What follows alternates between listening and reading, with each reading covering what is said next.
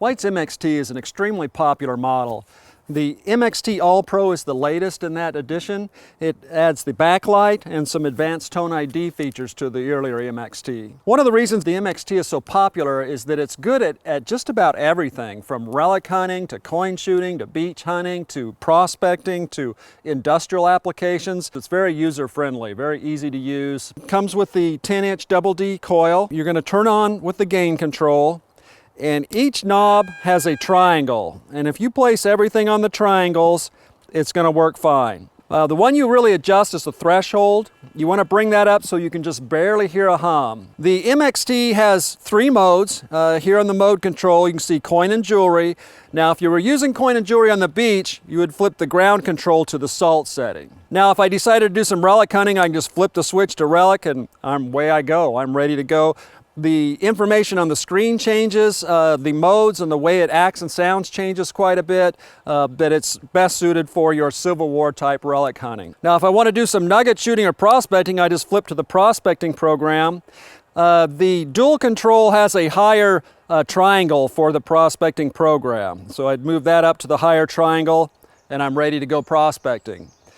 In prospecting, it's going to give you an idea if the target could be iron. Those below 50% sure that it's iron, you probably want to investigate those a little bit and see if in that ground that is going to be iron. Another valuable feature is to follow the black sand. Gold is found in hot ground.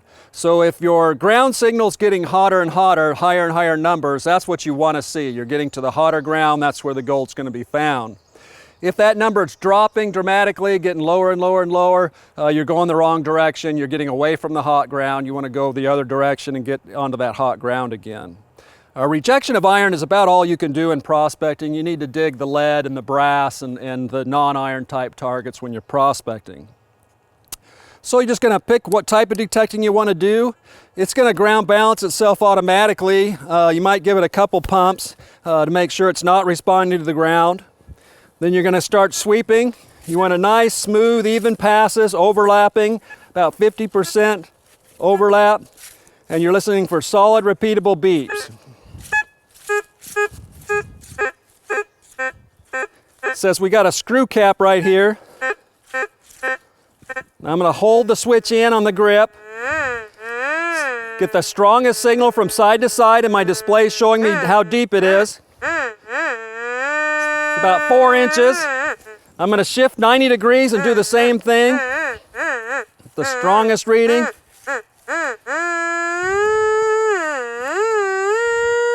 Right there. And that's going to be right here. Now when I dig, it's important that I use the right digging tools for the terrain and the right techniques. Here when we're in the woods it's not as critical, but in the grass of course it is pretty critical. Cutting a horseshoe shape size.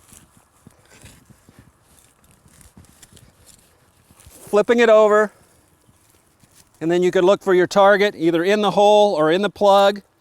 Now if I'm going to dig more dirt out of there, it's best to use a drop cloth. Put your drop cloth down, put your dirt on your drop cloth. That way it'll keep it from spreading out into the ground, into the grass, and make an ugly dig. Now when I'm done, when I'm ready to go, this is a screw cap, so I'm not going to be too worried about it. I'm going to just dump the dirt back in the hole, hinge it back over, give it a step, and it becomes difficult to see that I've been digging here.